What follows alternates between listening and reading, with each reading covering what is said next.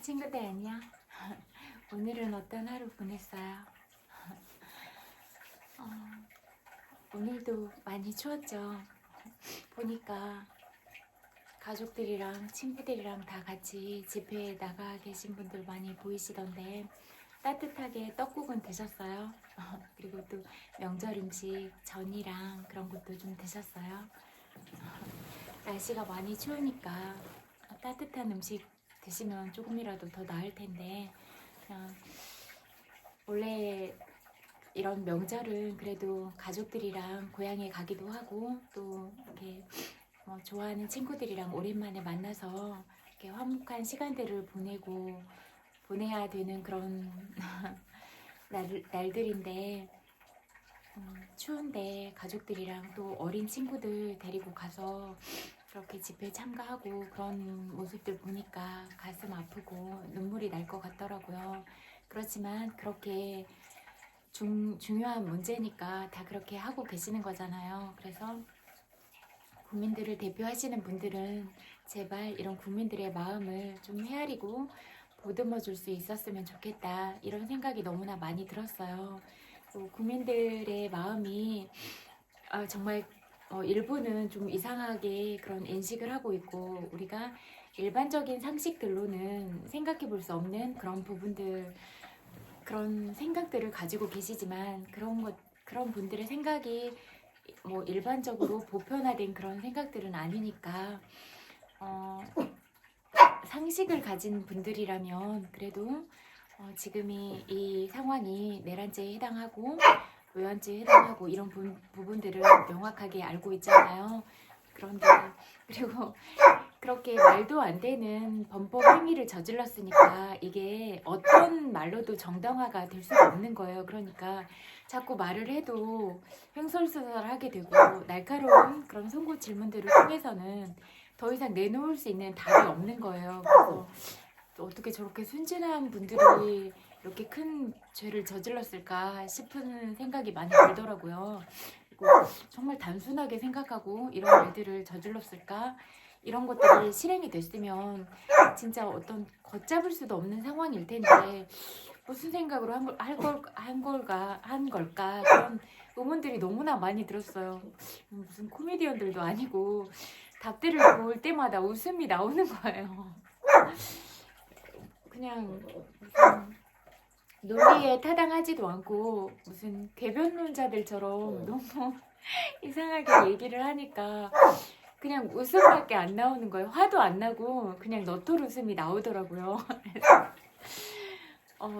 진짜 참 가엾다, 짠하다 막 이런 생각도 들면서 어떻게 저렇게 범죄를 저지를 생각을 하고 그렇게 범죄를 저지를 거면 완벽하게 하지도 못할 거면서 이렇게 했을까, 그런 생각도 들고, 물론 그게 실행이 되지 않아서 참 다행이고 감사할 일이지만 계속 헌재나 그런 곳에 나가서 이렇게 얘기하는 것들을 보면서 그런 생각들이 많이 들었어요. 그래서 그런 것도 그렇고 또 국힘당은 여전히 그런 위헌 정당으로서 해산할 만한 그런 항목들을 많이 가지고 있는데 그런 서부지법에 대한 그런 폭동들도 옹호하는 것 같은 그런 말들을 하고 계속 말도 안 되는 그런 역적의 무리로 기록될 만한 그런 발언들을 자꾸 하고 계시더라고요. 그리고 공수처가 고위 공직자들의 그런 범법 행위도 이렇게 법에 의해서 심판을 받도록 그렇게 만들어진 기구잖아요. 그런데 왜 거기에 수사권이 없냐, 그렇게 얘기를 자꾸 하고 걸고 넘어지는 것도 말도 안 된다고 생각을 하고, 법원에서 그런 판사들이 그런 영장을 발부한 것도 공수처가 그런 기능이 있으니까 당연히 그렇게 적법하게 내린 거잖아요. 적법성을. 그런데 자꾸 말도 안 되게 그런 본래 기구가 생긴 목적 자체도 흔들어 버리려고 하는 이런 분들은 과연 법을 전공한 분들이 맞나, 이런 의구심이 너무나 많이 들었어요. 그냥 헌법책을 좀 보거나 그렇게만 해도 그렇지 않다는 거를 당연히 알 것 같은데 정말로 몇십 년 동안 계속 법을 공부하고 그러신 분들이잖아요. 그런데 국회의원만 되면 왜 이렇게 바보가 될까, 그런 생각이 드니까 참 안타깝고, 그 사법고시 패스하려면 얼마나 노력을 많이 했을 거잖아요.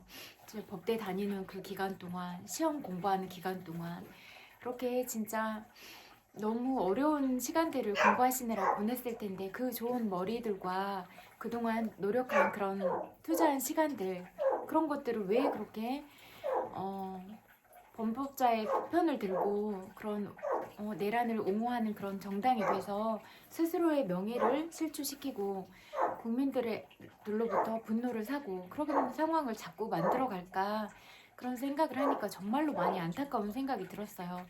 인간으로서 누구를 미워하고 그런 생각은 추호도 없어요. 그렇지만 정말로 공직자라면 국민의 마음을 대표하고 국민의 울고 싶은 심정을 헤아리고 보듬어주고 이러는 게 맞다고 생각을 하거든요. 그리고 국민의 대표를 맡고 있는 사람이 어떤 특수한 사람만 소수이거나 재벌만 옹호하는 그런 집단이 돼서는 안 된다고 생각을 하거든요.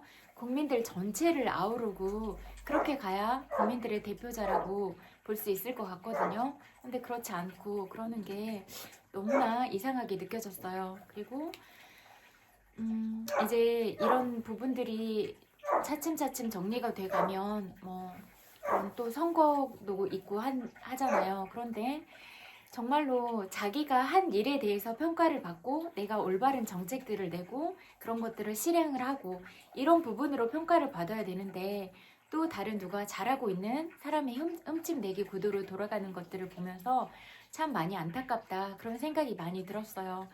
계엄이 터지고 이런 무안에서 항공기가 추락해서 유가족들이 많이 죽었고 그런 슬픔을 누가 가장 먼저 위로하고 그런 계엄령이 선포됐을 때도 누가 발빠르게 행동을 해서 이런 사태가 막아졌나 이런 부분들에 노력한 공헌이 가장 크다 이렇게 볼 수가 있다고 생각을 하거든요. 실질적으로 일을 제대로 하고 잘하는 부분을 흠집내기 그런 구도로 가면 절대로 안 된다. 그리고 자신 있으면 그 상대방을 거론해서 흠집내기에 돌입하지 말고 내가 잘한 부분은 어떤 부분이 있냐 그렇게 내가 한 일로서 평가를 받아라 그런 말씀을 드리고 싶어요. 너무나 그냥 내가 잘하는 일은 드러내지 않고 그런 걸로 평가받으려고 생각하지 않고 무조건 저 사람이 잘 될 것 같으니까 끌어내리려고 하고 흠집내려고 하고 그런 건 너무나 치사하고 졸렬한 태도다 이렇게 생각이 되거든요. 그래서 공직자는 국민들을 위해서 일을 하는 그런 일로서 평가를 받아야 된다 이렇게 생각을 하거든요. 그래서 그런 부분으로 정정당당하게 승부해라. 하다못해 스포츠를 할 때도 스포츠 정신이 있지 않냐.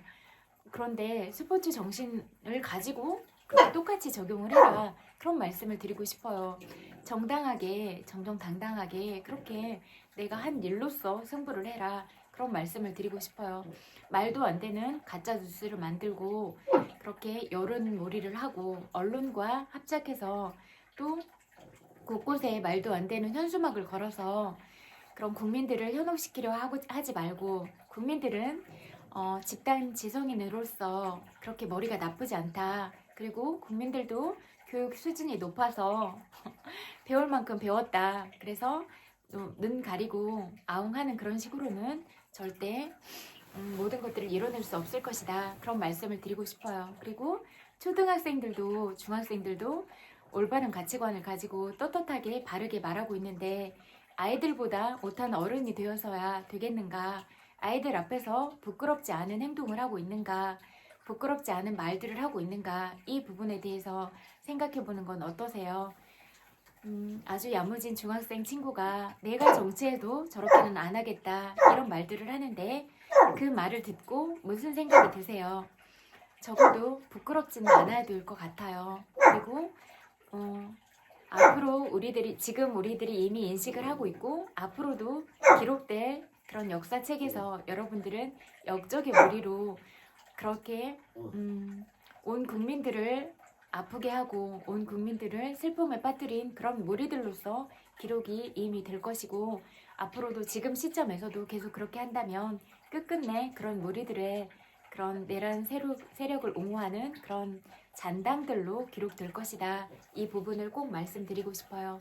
그리고 JTBC는 슈가한테 그렇게 거짓 뉴스로서 그렇게 마음을 아프게 하고 잘못을 저지르지도 않은 사람들이 온갖 사람들한테 그렇게 온갖 비난과 조롱을 받고 반성문까지 쓰고 이런 것들을 받고 또 전 세계 팬들이 슬퍼하고 아파하고 많은 우리나라에서도 사랑하는 팬들이 이미 많이 있는데 그런 팬들을 마음을 아프게 한 것, 그리고 우리나라 한국을 전 세계에 알린 그런 공헌에 대해서도 인정하지 않고 그런 명예를 실추시킨 것, 이런 부분에 대해서는 정확하게 사과를 해줬으면 좋겠다. 그리고 그렇게 심리적으로 피해를 입은 부분, 명예훼손에 대한 부분, 이런 부분에 대해서도 정당하게 보상을 해줬으면 좋겠다. 이 말씀을 꼭 드리고 싶어요.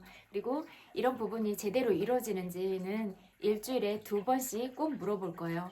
사과했느냐, 이거를 월요일하고 수요일 정해서 꼭 질문할 거예요. 그래서 이루어질 때까지 할 거거든요. 그러니까 이 부분에 대해서는 꼭 사과를 해주기를 부탁드릴게요. 그 누구도 아프게 해서는 절대 안 되고, 특히 언론은 공정성과 신속성, 그리고 국민들의 알 권리에 대해서 정확한 객관적 사실로서 전달을 해야 된다, 이렇게 생각을 하는데, 있지도 않은 가짜 뉴스를 만들어서 누구를 죽이려고 하거나 누구를 상처를 주고 정말로 자살하게 만들고, 그렇게 해서 아주 우리가 고귀한 생명을 그렇게 빼앗아 가버리는 일들을 언론이 먼저 앞장서서 선동하면 안 된다, 이렇게 생각을 하거든요. 그래서 반드시 그런 부분에 있어서는 사과를 제대로 해줬으면 좋겠다, 이런 말씀을 꼭 드리고 싶어요. 그런 가짜 뉴스를 발표를 하면 모든 사람들로부터, 그런 불특정 다수인들로부터 갖가지 조롱과 비난을 받아야 되는데, 그로 인해서 사람 마음에 상처를 얼마나 받게 될지 그런 부분을 꼭 헤아려 봐야 된다. 그리고 이미 개인적으로도 어떤 삶을 살아가면서 그런 힘든 부분을 다 안고 있을 텐데 그 쓰라린 상처에 소금을 뿌렸다, 그 말씀을 꼭 드리고 싶고, 그런 부분에 대해서 충분히 진심을 담아서 사과를 꼭 해라, 이렇게 말씀드리고 싶어요. 그리고 그 어떤 누구한테라도 인신공격을 하거나 그렇게 사람을 살아갈 수 없도록 만드는 거는 말도 안 된다, 이렇게 말씀드리고 싶어요. 늘 제가 여러분한테 말씀드린 건, 여러분이 이 세상에 단 한 명밖에 없는 명품으로서 스스로 브랜드 가치를 지키고, 내가 그렇게 소중한 사람이듯이 다른 사람도 나랑 똑같이 소중하니까, 그리고 내가 사랑하는 가족들이 나한테 있다면 내가 마주하는 모든 다른 사람도 그들에게도 사랑하는 가족이 있다. 그들이 아프면 가족이 아프고 친척이 아프고 사회가 아프고 국가가 아프고 그들을 사랑하는 전 세계인들이 아프다, 이런 말씀을 꼭 드리고 싶거든요. 그래서 이런 모든 것들은 우리의 생각과 마음들은 다 연결이 돼 있으니까 우리의 마음 하나하나가 얼마나 중요한지를 꼭 기억했으면 좋겠다. 그래서 누구한테라도 말을 할 때 꼭 상대방 마음을 아프지 않게 하고 사랑스러운 말을 하고, 내가 이 말을 함으로써 나한테 이익이 되지 않고 상대방한테도 이익이 되지 않는다면 그런 말은 해서는 안 된다. 그리고 말은 무겁게 하고 내가 한 말에 대해서는 반드시 책임을 져라, 그런 말씀을 드리고 싶거든요. 그래서 1, 2, 3초 내가 말하기 전에 3초 생각하고 말하는 것, 이런 거는 우리가 생활을 하면서 일상에서 지켜야 될 부분은 아닌가, 그런 생각을 해요. 그리고 그런 업의 차원에서도 내가 지은 그런 생각으로 지은 의업과 말로 짓는 구업과 이런 것들은 다 내가 가진 복마저도 삭감하게 될 것이다. 그리고 이 업보는 다음 생에 또 다른 생에서라도 꼭 내가 지은 대로 받게 될 것이다, 이런 말씀을 드리고 싶어요. 그리고 세상이 밝은 세상이니까 지금은 바로바로 드러나서 이 생에서 받게 되는 그런 확률이 높거든요. 그러니까 그런 부분은 내 복은 내가 짓는다고 생각을 하거든요. 그러니까 우리가 서로 사랑을 나누고 나를 위해서도 복을 짓고 상대방을 위해서도 복을 짓고, 늘 명절 때만 덕담을 하는 게 아니라 그냥 일상생활에서도 다른 사람한테 늘 덕담을 해주고 늘 위로를 해주고 공감해주고 그렇게 좋은 방향으로 갔으면 좋겠다. 이런 말씀을 드리고 싶어요. 그리고 그냥 진짜 늘 사람을 대할 때는 진심으로 대하고 신뢰관계를 계속 구축해 나가고 이런 게 중요한 것 같고 특히 우리가 다 알잖아요. 일을 같이 해본 사람들은 그 사람이 어떤 사람인지 다 알잖아요. 우리가 사회 구성원으로서 다 사회적 유기적인 관계를 맺으면서 살아가고 있기 때문에 내가 어떤 말을 하고 내가 어떤 행동을 하는가 그런 부분에 대해서는 내가 알지 못하는 부분도 상대방이 더 객관적으로 알 수 있다.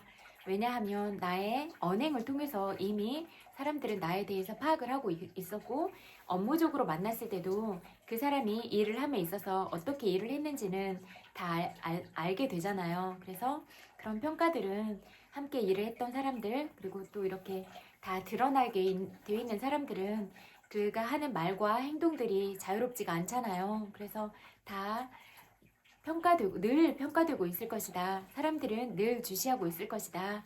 그렇게 말씀드리고 싶어요. 그래서 늘 말과 행동을 무게감 있게 하고 책임질 수 있는 방향으로 꼭 해라. 이런 말씀을 드리고 싶어요.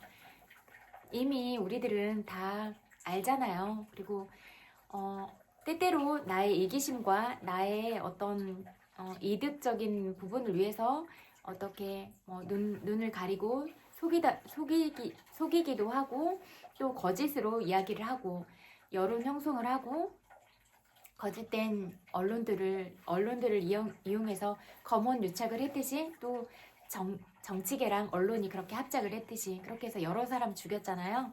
그리고 가짜 뉴스들로 국민들을 속였고 그럼에도 불구하고 국민들은 그런 바보가 아니기 때문에 다 알아차렸고 그리고 갈수록 그렇게 깨어있는 시민들이 너무 많기 때문에 그런 것들은 속일 수가 없을 것이다. 그리고 우리나라 사람들이 기본적으로 머리가 좋잖아요. 머리가 좋은 데다가 계속 노력하고 계속 공부하고 그러면 그런 부분들을 이길 수가 없을 것이다. 이렇게 말씀드리고 싶어요. 정말로 유능하고 그렇게 재능도 많으신 분들이 국회의원만 되면 바보가 돼서 정말로 안타까운 생각이 많이 들었어요. 물론 사람 개개인으로서는 미운 게 하나도 없거든요. 하지만 공직자로서 국민의 대표가 되기에 그렇게 국민을 담을 수 있는 그릇이 되지 않는다면 그 자리에서는 내려오는 게 맞다. 이렇게 말씀을 드리고 싶어요. 그래서 내가 국민 전체를 아우르고 국민의 슬픔을 다독다독 해주면서 국민 전체의 눈물을 닦아줄 수 있는 그런 마음그릇을 가진 사람인가 스스로에게 묻고 또 물어서 그렇게 하루하루를 살아가실 수 있으면 좋겠어요. 정말로 요즘 경기 많이 어렵고 시장에만 가도 그런 기본적으로 살 수 있는 채소들, 과일들 이런 가격들이 비싸요.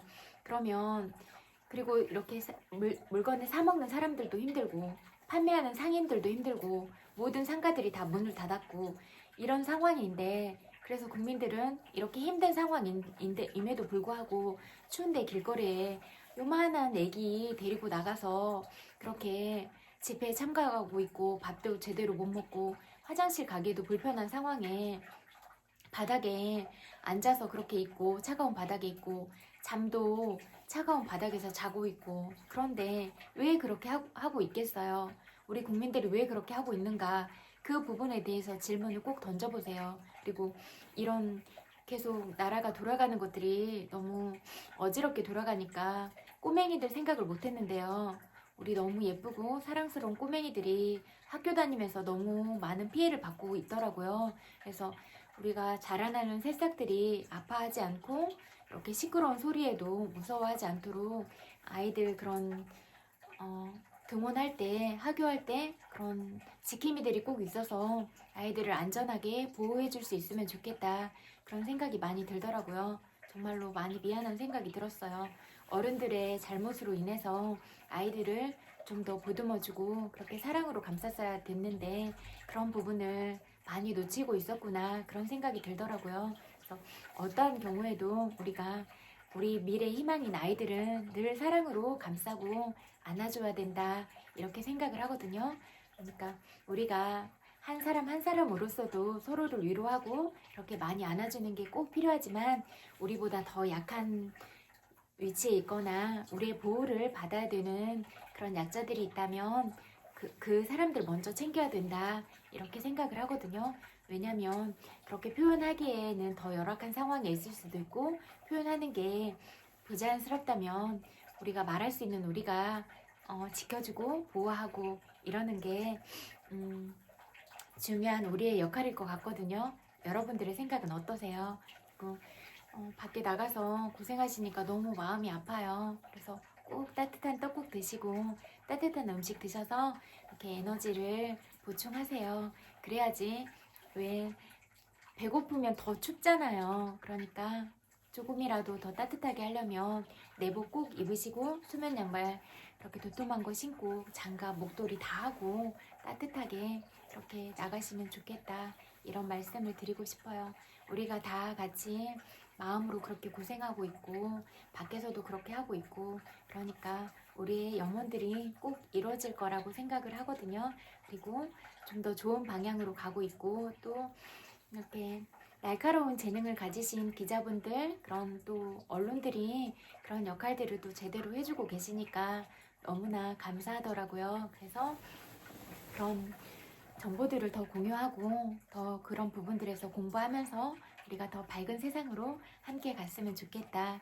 그런 부분들에 대해서 말씀을 드리고 싶고 그 명태균 핸드폰이나 PC에 대한 내용이 다 이렇게 밝혀지면 그 부분에 관련된 의원들이 분명히 많이 있을 거예요. 그런 부분들이 전치를 하시면 안 된다 이렇게 생각을 하거든요. 그래서 어떤 출발부터 어두운 그런 배경들을 가지고 있다면 자꾸 그런 배경들을 덮으려고 하고 그렇게 도와준 부분들에 대해서 뇌물을 받으려고 하고 그런 게 계속 주고받는 관계가 될 거예요. 그러면 그러는 사이에 국민들의 혈세가 계속 낭비가 될 것이며 어떤 참사나 이런 부분들이 일어나지 않기 위해서는 미리미리 안전에 대비하는 예방책들이 필요하잖아요. 사고가 터진 다음에 수습하면 이미 늦잖아요. 왜냐하면 아까운 생명들이 이미 죽어버린 후니까 너무 그때는 늦었잖아요. 그래서 그 안전장치나 이런 부분들에 대해서도 로비 활동으로 들어갈 돈을 안전공사에 그렇게 더 전념해서 써서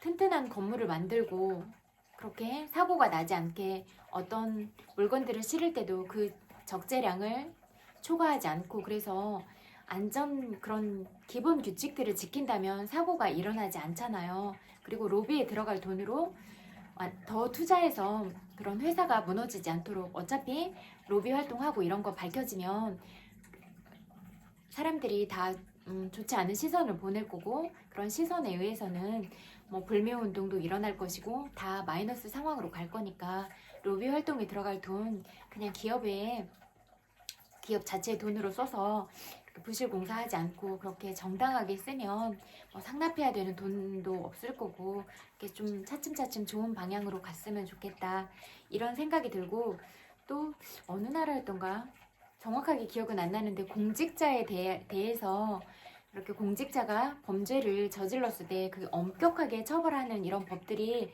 더 강화가 돼야 된다 이런 말씀을 꼭 드리고 싶고 그리고 어떤 정치 활동을 하면서 그런 암암리에 쓴 그런 돈들 있잖아요. 그렇게 횡령을 하거나 공급 횡령을 하거나 이것들은 기한을 두지 말고 끝까지 계좌 추적을 해서 그런 계좌를 막는 일이 중요하겠다 이런 생각이 많이 들었어요. 그래서 그런 부분들에 대해서는 계속 추징을 해서 추징금을 끝까지 그렇게 받을 수 있도록 하는 게 중요하겠다 이런 말씀을 꼭 드리고 싶어요.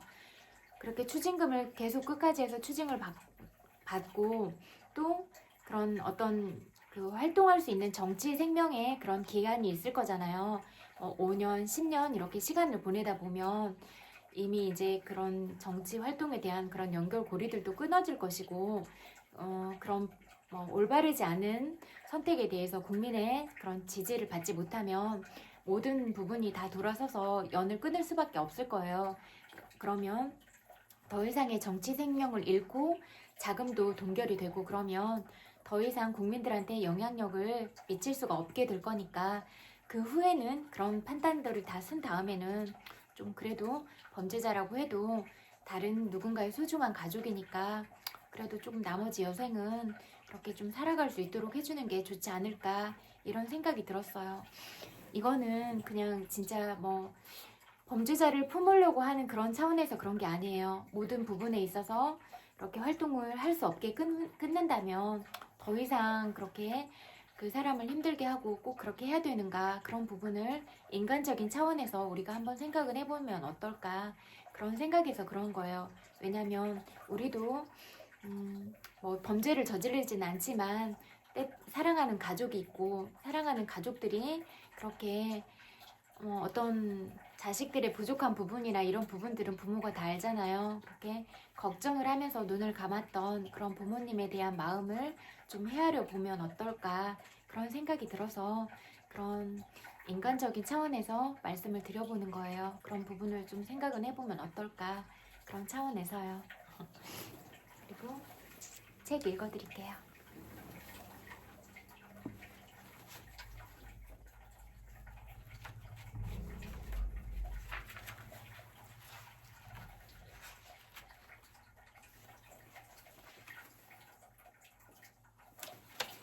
틈 읽어드릴게요.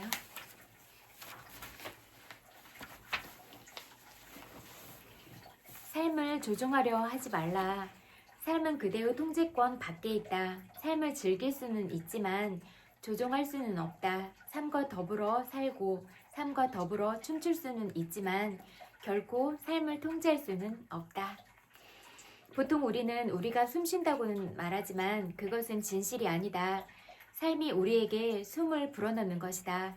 우리는 행위의 주체를 자신이라고 생각하는데 바로 이러한 생각이 문제를 일으킨다. 그대가 삶을 통제하는 것은 곧 삶이 그대에게 일어나지 못하도록 가로막는 것이기 때문이다.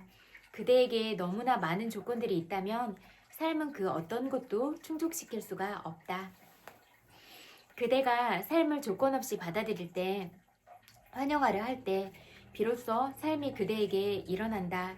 하지만 삶을 지배하는 사람은 특정한 종류의 삶을, 어떤 조건을 충족할 수 있는 삶을 갈구한다. 그러면 삶은 그 사람들 곁을 무심히 지나쳐 버린다. 통제하고자 하는 관념을 빨리 깨면 깰수록 그대에게 좋다. 왜냐하면 모든 통제는 마음에서 나오기 때문이다. 그대는 마음보다 더 큰 존재이다. 언제나 작은 것이 지배하고 명령하려 애쓰는 법이다.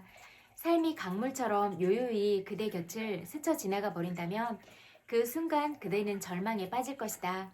그리고 기다렸다는 듯이 논리적인 마음이 슬그머니 다가와 속삭일 것이다. 거봐, 삶을 조종하지 않으니까 삶을 놓치고 말잖아. 그러니 삶을 더 꽉 옥죄어야 한다고. 하지만 진리는 이와 정반대이다. 사람들이 많은 것을 놓치는 것은 삶을 지나치게 조종하려는 탓이다. 유유히 흐르는 저 세찬 강물이 되어라. 강물은 꿈도 상상도 희망도 갖지 않고 흐른다. 아무리 그대가 강물을 움켜쥐려 해보아도 강물은 손가락 사이로 스르르 빠져나가기 마련이다. 주목 속에 고이지 않는다. 이것은 삶이다. 넓은 창공이 곧 삶이다. 결코 작은 것에 매이지 않는다. 역경은 그대를 강인하게 한다. 강하게 내리치는 세찬 바람이 그대의 뿌리를 뒤흔드는 것처럼 보이지만 사실은 그대가 더욱 깊이 뿌리 내릴 수 있게 도와주고 있는 것이다. 나무 한 그루가 있다. 그것을 보살피기 위해 방 안에 들여오면 바깥에 아무리 강한 바람이 불어도 나무는 끄떡하지 않는다. 전혀 위험하지 않다. 하지만 나무에게는 아무 도전이 없다. 철저한 보호 속에 있기 때문이다. 그러다 어느 순간부터 나무는 서서히 시들기 시작한다. 더 이상 싱싱하지가 않다. 그것은 나무 안에 있는 도전이 죽어가고 있기 때문이다. 삶을 실현시키는 도전이 없는 까닭이다. 세찬 바람은 진짜 적이 아니다. 그것은 그대를 완성시켜준다. 그것이 그대의 뿌리를 뒤흔드는 것처럼 보이지만 사실은 그대가 더욱 깊이 뿌리 내릴 수 있게 도와주는 각성제이다. 폭풍이 불면 나무는 더욱 깊이 뿌리를 내린다. 태양이 뜨겁게 내리쬐면 나무는 더 많은 물을 빨아들인다. 나무는 더욱더 푸르고 싱그러워진다. 이렇듯 자연이 선사하는 투쟁을 통해 나무는 어떤 영혼을 얻는다. 그 영혼은 오직 투쟁을 통해 생겨난다.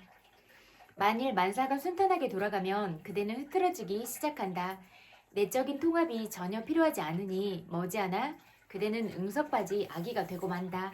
산산조각난다. 따라서 도전이 닥치면 용기를 갖고 힘껏 싸워라. 옳고 그른 것은 없다.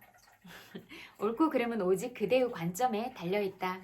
똑같은 것도 어떤 사람에게는 선이지만 어떤 사람에게는 악일 수 있다. 그러한 차이는 사람에 의해 결정되기 때문이다. 똑같은 것도 어떤 순간에는 옳고 어떤 순간에는 틀릴 수 있다. 그것은 상황에 의한 것이다. 그대는 일찍이 아리스토텔레스의 분석법을 배웠다. 이것이 옳으면 저것은 그르다. 이것이 희면 저것은 검다. 이것은 신성하고 저것은 악하다. 이러한 분석법은 거짓이다. 삶은 흙과 백으로 나누어져 있지 않다. 삶의 많은 부분이 회색으로 이루어져 있다. 면밀히 살펴보면 회색이 가장 연한 곳이 흰색이고 회색이 가장 진한 곳이 검은색이다. 결국 그것들은 회색이 확장된 색이다. 실제는 회색으로 되어 있다. 그럴 수밖에 없는 것이 어디까지가 회색이고 어디까지가 회색이 아닌지 명확히 구분되지 않기 때문이다. 따라서 아리스토텔레스의 분석법은 참으로 어리석은 논리가 아닐 수 없다. 그런데도 그런 분석법이 우리 마음에 깊이 새겨져 있다. 옳고 그른 것은 끊임없이 변화한다. 만일 누군가가 절대적으로 옳은 것만 하고자 한다면 그는 혼란에 빠질 것이다. 할 수 있는 것이 하나도 없을 테니 말이다. 절대적으로 옳은 것만 고집하면 아무런 행동도 할 수가 없다. 우리 인간은 어쩔 수 없이 이 상대적인 세상에서 상대적인 행동을 할 수밖에 없다. 그 어떤 것도 확실하게 결정 내릴 수가 없다. 단지 주시하고 지켜보는 가운데 그대가 옳다고 생각되는 것만 하는 수밖에 없다. 삶을 미풍처럼 받아들여라. 미풍은 올 때와 마찬가지로 살며시 가버린다. 미풍은 속삭이듯 다가온다. 너무나 조용히 오는 바람에 우리는 그 소리를 들을 수가 없다. 어느 순간 와있을 뿐이다. 이것이 바로 신이 오는 방식이다. 진리와 사랑이 다가오는 방식이다. 이것들은 모두 시끄러이 트럼펫을 불거나 드럼을 치는 법 없이 속삭이듯 다가온다. 이런 것들은 아무 기뜸도 없이 불현듯 다가온다. 가도 되니 하고 묻는 법이 없다. 마치 미풍처럼 조금 전까지는 없었는데 어느새 그대 곁에 와있다. 그리고 미풍은 올 때와 마찬가지로 살며시 가버린다. 붙잡을 수도 매달릴 수도 없다. 따라서 미풍이 있는 동안은 즐기다가 미풍이 가려고 할 때는 보내라. 와준 것을 감사히 여겨라. 붙잡으려고 떼쓰지 마라. 가야 할 때가 되었으니 가는 것이다. 어떻게 해도 막을 수 없다. 하지만 우리 모두는 매달린다. 사랑이 다가올 때는 행복에 겨워 하다가도 사랑이 가려 하면 큰 상처를 입는다. 그것은 우리가 매우 무의식적이고 감사할 줄 모르고 배은 망덕한 탓이다. 사랑은 그렇게 왔다가 그렇게 간다는 것을 명심하라. 사랑은 저 멀리 신비로운 곳에서 날아든 선물이었고 이제 다시 그 신비로운 곳으로 가려는 것이다.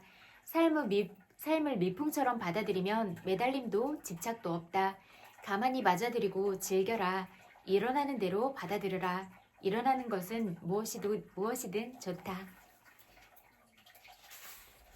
균형 있게 일하라. 가장 균형 있는 삶은 세상 속에서 일하되 그 일 속에 빠지지 않는 것이다. 일하고 난 다음에는 일에 대해 완전히 잊어라. 그대가 하는 일이 삶 전체가 되어서는 안 된다. 그것은 삶의 일부가 되어야 한다. 흔히 의사들은 24시간 하루 종일 의사가 되어버린다. 그는 일에 대해서만 생각하고 일에 대해서만 말한다. 심지어 그는 먹을 때도 의사이며 사랑할 때도 의사이다. 이것이야말로 광기이다. 그는 일에 미친 사람이다. 그리고 사람들은 그런 광기를 버리기 위해서 현실로부터 달아난다. 이제 그들은 24시간 구도자가 되어 또다시 매달리고 집착하는 같은 실수를 저지른다. 내가 기울이는 모든 노력은 그대가 세상 안에 있으면서 구도자가 될 수 있도록 도와주고자 하는 데 있다. 물론 그런 삶은 더 많은 도전과 상황에 직면하기 때문에 힘들다. 차라리 24시간 의사로 혹은 24시간 구도자로 있는 편이 훨씬 더 쉽다. 두 가지를 다 하기란 힘들다. 상반된 상황에 처할 수 있기 때문이다. 하지만 인간은 이런 모순적인 상황 속에서 성장한다. 혼란과 모순이 충돌하는 가운데 그대는 통합된 인간으로 탄생한다. 나의 제안은 5, 6시간만 그대의 일에 투자하라는 것이다. 나머지 시간은 다른 일, 잠을 자고 음악을 듣고 시를 쓰고 명상을 하고 사랑을 하고 산책을 하는 등에 사용되어야 한다. 할 일이 얼마나 많은가. 지나치게 약삭빠른 사람은 사소한 일에 시간을 낭비하지 못한다. 매사 너무 심각하고 진지하여 삶을 놓쳐버린다. 여기까지 읽을게요.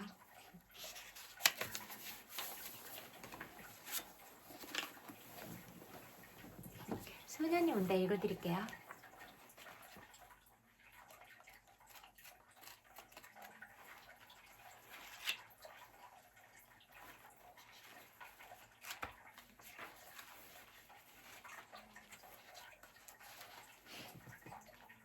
병동 본관 옆 주차장 입구에 불 켜진 경비실이 있다. 밤색 회전 의자 등받이에 뒤통수를 얹고 입을 벌린 채 잠들어 있는 경비의 늙은 얼굴을 당신은 본다. 경비실 처마에는 침침한 백열등이 매달려 있다. 불빛이 비추는 시멘트 바닥에 죽은 날벌레들이 널려 있다. 곧 동이 틀 것이다. 차츰 밝아져 8월의 떼약볕이 이글거릴 것이다. 생명을 가졌다 잃은 모든 것들이 빠르게 썩어갈 것이다. 쓰레기를 내놓은 골목들마다 악취가 번질 것이다. 오래전 동호와 은숙이 조그만 소리로 나누던 대화를 당신은 기억한다. 왜 태극기로 시신을 감싸느냐고. 애국가는 왜 부르는 거냐고 동호는 물었다. 은숙이 어떻게 대답했는지는 기억나지 않는다. 지금이라면 당신은 어떻게 대답할까? 태극기로 고작 그걸로 감싸보려던 거야. 우린 도륙된 고깃덩어리들이 아니어야 하니까. 필사적으로 묵념을 하고 애국가를 부른 거야. 그 여름으로부터 20여 년이 흘렀다. 씨를 말려야 할 빨갱이 연놈들. 그들이 욕설을 뱉으며 당신의 몸에 물을 끼얹는 순간을 등지고 여기까지 왔다. 그 여름 이전으로 돌아갈 길은 끊어졌다. 학살 이전, 고문 이전의 세계로 돌아갈 방법은 없다. 그 발소리가 누구 것인지 나는 몰라. 언제나 같은 사람인지 그때마다 다른 사람인지도 몰라. 어쩌면 한 사람씩 오는 게 아닌지도 몰라. 수많은 사람들이 희미하게 번지고 서로 스며들어서 가볍디 가벼운 한 몸이 돼서 오는 건지도 몰라. 다만 이따금 당신은 생각한다. 한낮 유난히 고요한 휴일 오후 해가 드는 창을 보다가 문득 동호 옆 얼굴이 흐릿하게 떠오를 때 눈앞에 어른거리는 그게 혼은 아닐까? 기억할 수 없는 꿈 때문에 뺨이 젖어있는 새벽 그 얼굴의 윤곽이 벼랑간 선명해질 때 혼이 머뭇거리며 거기 있는 것 아닐까? 만일 혼들의 장소가 있다면 그곳은 어두울까? 어렴풋이 밝을까? 동호는 진수는 당신의 손으로 수습했던 상무관의 사람들은 거기 모여있을까? 제각기 흩어져 있을까? 스스로가 용감하지도 강하지도 않다는 것을 당신은 알고 있다. 당신의 선택은 언제나 최악의 상황을 피하는 쪽이었다. 경찰의 발에 아랫배를 밟혔을 때 노조를 떠났다. 교도소에서 나온 뒤 성희 언니를 따라 얼마간 노동운동에 몸담았지만 성희 언니와 달리 온건한 실무만을 맡았다. 그녀의 반대를 무릅쓰고 성격이 다른 단체로 옮겨왔고 깊이 상처 입히는 길이라는 것을 알면서 다시 그녀를 찾지 않았다. 지금 당신의 어깨를 짓누르는 배낭에 담긴 휴대용 녹음기와 테이프를 결국 월요일 아침 우체국에 들러 윤에게 반송하고 말 것이다. 하지만 동시에 당신은 안다. 그의 봄과 같은 순간이 다시 닥쳐온다면 비슷한 선택을 하게 될지도 모른다는 것을. 초등학교 때 피구 시합에서 날쌔게 피하기만 하다 결국 혼자 남으면 맞서서 공을 받아야만 하는 순간이 왔던 것처럼 버스에서 터져 나오는 여자애들의 쨍쨍한 놀이에 이끌려 광장으로 총을 든 군대가 지키는 광장으로 걸었던 것처럼 끝까지 남겠다고 가만히 손을 들었던 마지막 밤처럼 희생자가 되어선 안 되라고 성희 언니는 말했다. 우리들을 희생자라고 부르도록 놔둬선 안 돼. 눈을 뜬 달이 침묵하며 옥상의 여자애들을 내려다보던 봄밤이었다. 그때 입속에 복숭아 조각을 넣어준 사람이 누구였던가 당신은 기억할 수 없다. 언니를 만나 하고 싶은 말이 뭔지 나는 몰라. 내가 언니에게 등을 돌리던 순간 심장에 시멘트를 붓듯 언니에 대한 모든 것, 복잡하고 뜨겁고 너덜너덜한 모든 걸 단번에 틀어막으려던 순간, 그 순간을 감쪽같이 건드리지 않고 언니를 만날 수 있을까? 그렇다 한들 무슨 말을 할 수 있을까? 병동을 등지고 당신은 걷는다. 어렴풋한 방명이 내리기 시작하는 잔디밭을 가로지른다.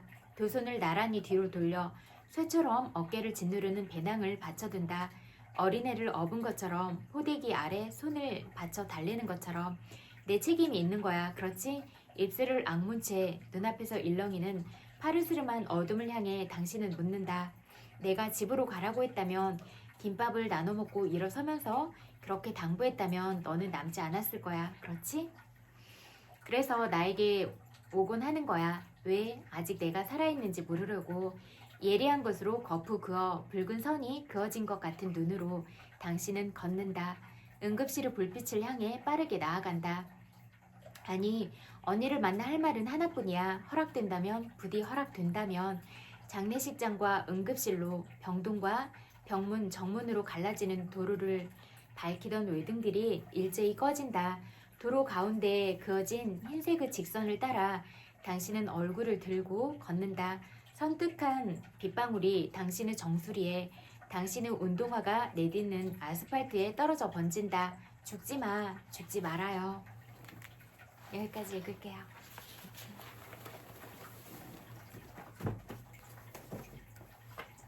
하루에 한 장 삶에 새기는 논어 읽어드릴게요. 질서를 지탱하는 힘은 우리 각자의 마음가짐이다. 공자가 말했다. 사람으로서 인하지 않으면 예가 있다고 해도 무슨 소용이 있으며, 사람으로서 인하지 않으면 악이 있다고 해도 무슨 소용이 있겠는가. 공자가 이 말을 한 것은 8일 제2장의 사건이 배경이 된다. 맹손숙씨, 숙손씨, 개손씨라는 세대부 집안에서 제사를 지낼 때, 천자가 종묘에서 제사를 지낼 때 연주하는 시경의 옹장을 연주하면서 제사를 마쳤다.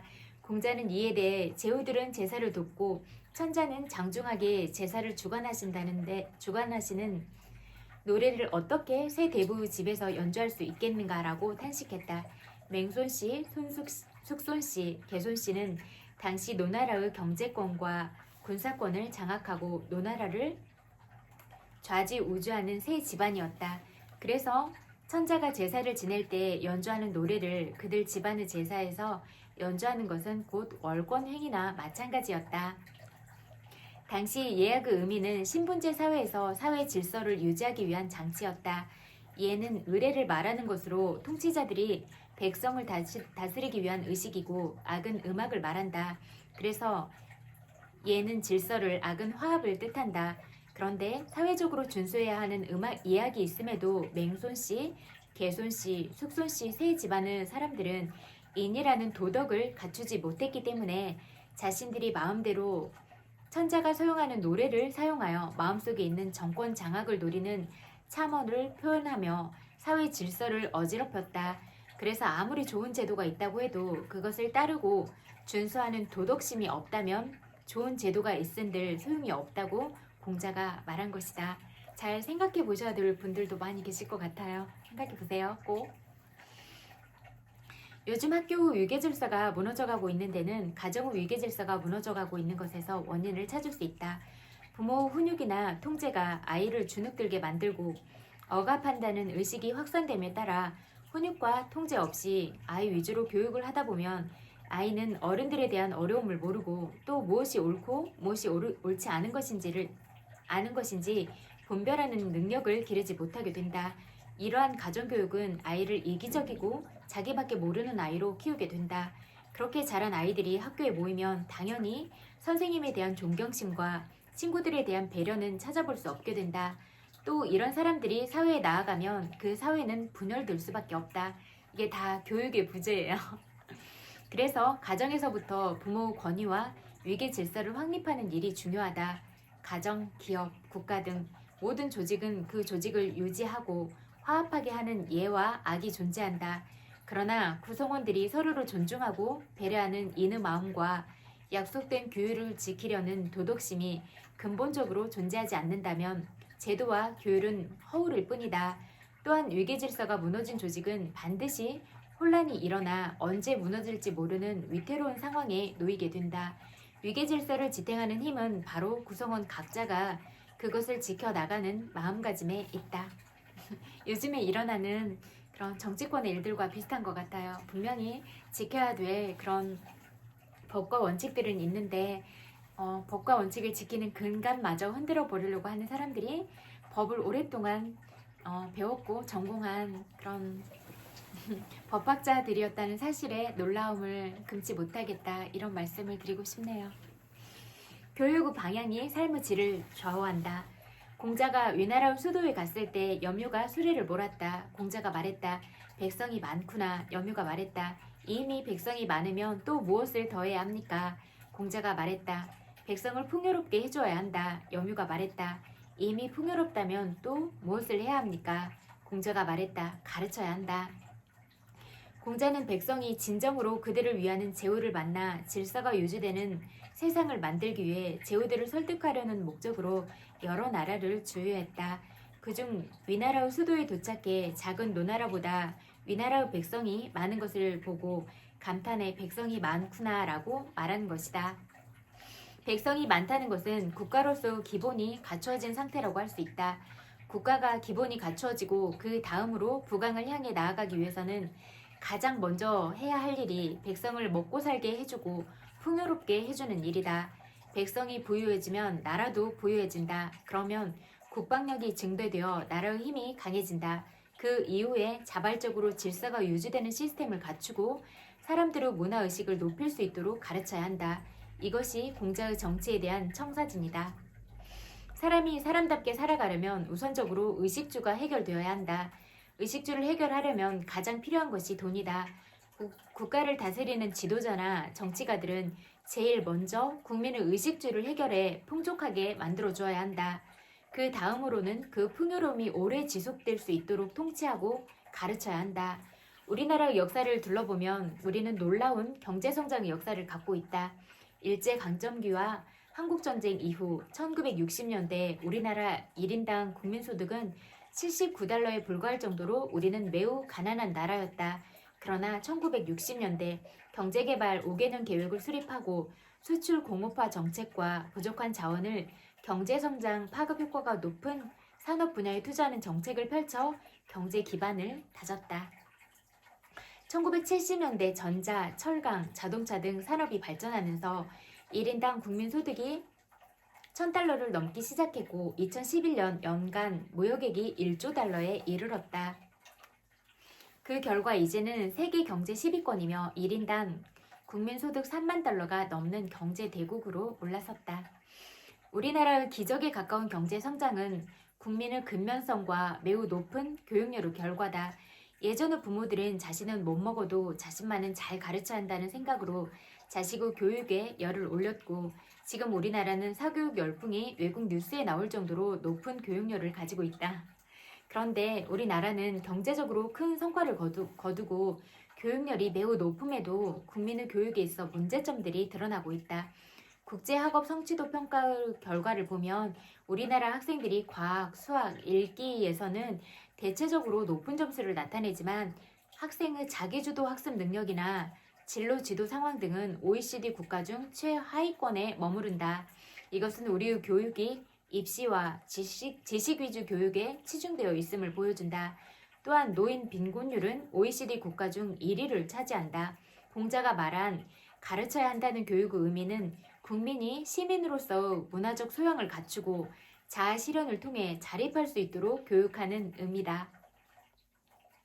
더욱이 기술의 발전으로 인해 급변하는 트렌드와 사회적 상황에 유연하게 대처할 수 있는 교육은 앞으로 생존과도 직결되는 것으로 무엇보다 시급하고 중요한 문제가 되었다. 그런 점에서 우리의 교육이 문제 해결 능력과 정보 활용 능력을 길러주고 자신의 적성에 맞는 진로를 찾아가는 교육으로 변화할 필요가 있다. 또한 은퇴한 노년층을 위해 재취업 교육과 진로 적성 교육을 강화해야 한다. 그러나 우리가 명심해야 할 것은 나라가 부강해도 자신이 자신의 미래를 위한 준비를 철저히 하지 않으면 불안하고 위태로운 미래를 맞이할 수밖에 없다는 점이다.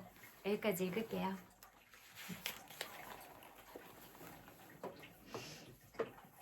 이렇게 옛날에 쓰여진 책들을 보다가도 보면 사람들이 삶을 살아감에 있어서는 아주 오랜 옛날에도 똑같은 고민을 안고 있었구나.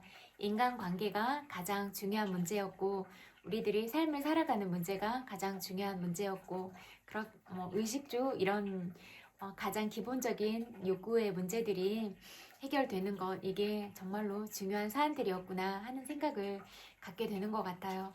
그러니까 사회가 아직 발전을 하지 않았을 때랑 이미 이렇게 눈부신 발전을 하고 있는 상황과 그런 사람들이 살아가는 모습들은 똑같다 이렇게 생각이 되는 것 같아요.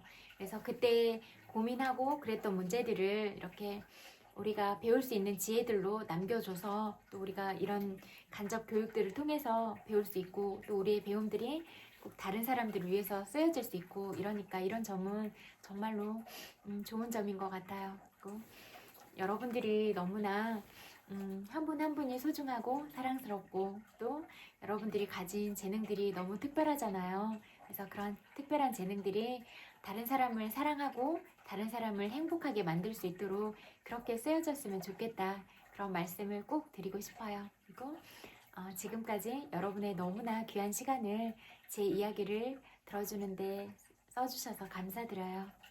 그리고 오늘 많이 추웠는데 밖에 계시고 그랬죠. 그래서 여러분들이 오늘 어떤 하루를 살았을지라도 고생 많으셨다고 그렇게 위로해드리고 싶어요.